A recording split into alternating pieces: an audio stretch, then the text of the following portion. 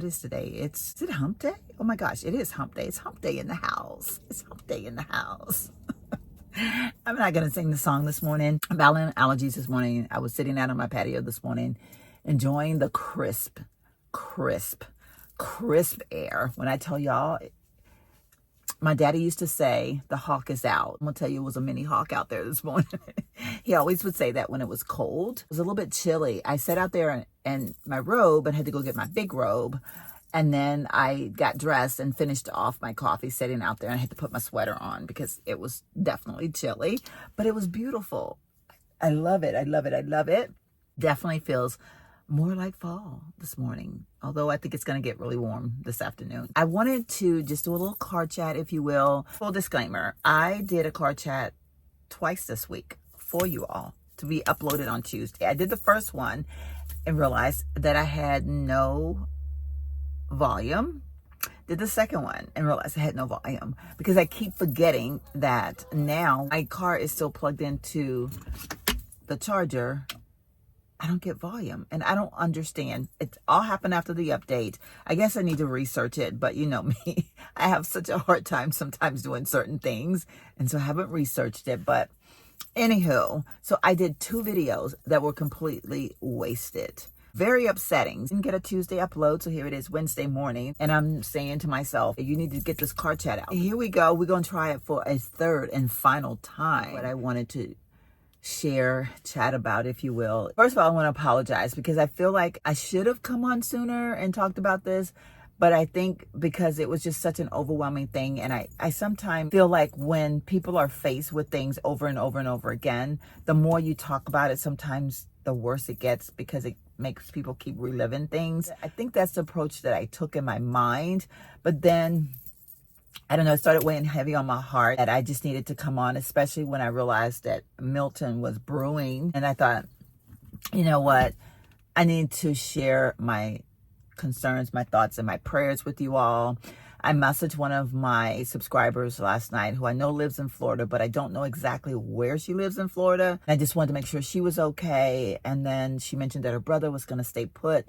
I'm praying for him. I'm praying that he is going to make it through the storm okay. And she also shared with me that she's going to have knee surgery tomorrow. So let's hold her up in prayer and just pray that, first of all, that her surgery happens because she is in Florida. She's not, for what I gather, it's not in the strict line of the storm, but you know, things can always be affected, power outages, wind damage, and all that kind of stuff. I pray that her surgery does happen. Once you get your mind set on something, you're like, it needs to happen, especially when it's medical. Like, you want to get it over and done with. So I'll hold her up in prayer that A, she has her surgery, and B, that God gets her through it okay. CW, we are praying for you, my love, and we're praying for your brother. We're praying for your entire family because I know you have lots of family, I think, in Florida. So anyway, we're praying for your family. Any of my other subscribers that are in the Florida area or in line of the storm, you have my prayers. You have all of our prayers. We're praying for you. I don't know where everybody is, so I'm just going to pray in general for everybody, which leads me to Helene. My thoughts was with everybody through Helene. Helene kind of hit really close to home because it hit South Carolina borderline and then it hit a lot of North Carolina. Did not affect me here at all. I think the worst that we got was we went into a couple of tornado watches during that time and our wind got really strong. A few trees blew down in our village, and some roofs got damaged, but nothing to the what happened to so many people in Asheville. Boom. I can't remember all the names, but I just want to say my thoughts and prayers are with you. I have been praying for you the entire time, even though I didn't come on my channel and voice it out loud. But I started praying for you all when I first heard about the storm. And the more I heard about the storm, the stronger my prayers got. I am praying for each and every one of you. I know for some people, the comeback is going to be so long and it's going to be a taunting experience. And I just pray that God cradles you and let you know that he's got your back, because he does, which leads me into, I guess, the whole reason why I said, okay, girl, God's trying to tell you something. You need to listen. So on Saturday, I went into the UPS store in my neighborhood to do a return to Amazon. And as I walked in, there was a young lady in there working. I noticed her eyes were like glossy. They were a little teary-eyed looking. And I thought, you know, me being the person that I am, I spoke, and then I said, are you okay? And then she just said, oh, I just got off the phone with my parents. They are in, I don't know what part of North Carolina, but they were dealing with Helene. They had no power, hadn't had power since Helene hit. They were using a generator, but now they were almost out of gas, or I think it was gas, whatever runs the generators. He's been trying to get her parents to come and stay with her here in Myrtle Beach, but they don't want to leave their home. Specifically, her dad doesn't want to leave the home. The mom is like, if your dad will come, I'm coming. But, you know, men can be a little bit stubborn sometimes, rightfully so. I mean, I get it to a certain extent. I think that when you have survived something like that, you see your possessions as even more like, I need to take care. I need to make sure nothing else happens. I don't know. But anyway, as she was sharing that with me, and this is a young girl, I'm going to say probably 25, 26, somewhere in there between 25 and 30, we'll say. Just listening to her and hearing her share how in the midst of everything that she was feeling, she saw the good, and that how so many people were coming together, that everybody was looking out for each other, sharing the food that they have, sharing all their resources that they have with each other. And she said it's like God was working miracles within a storm. And she said that, I thought, you know what, honey, you are right on the money. And, you know, sometimes it is hard for us to see or appreciate God's work when we're in the middle of a storm. And in this case, literally in the middle of a storm. So many people, I think, turn to the angry side of things when things go awry, when you see death, you see destruction, you see horrible things happening. That's the human in us. I think God knows that we're going to react that way because our destiny is already decided for us the day that we were born. Already know our thoughts, our dislikes, our woes, our cries, or whatever. He knows all those things ahead of time. He's there to cradle us and forgive us for our thoughts and our wrongdoing. I know that in the midst when we're feeling that certain way and we're feeling angry and we're feeling like, God, how could you fail us? How could you take this person's life? How could you take an innocent newborn baby's life? I know that he is sitting back saying, be not weary, my child, for I have got you. Those are hard things to understand.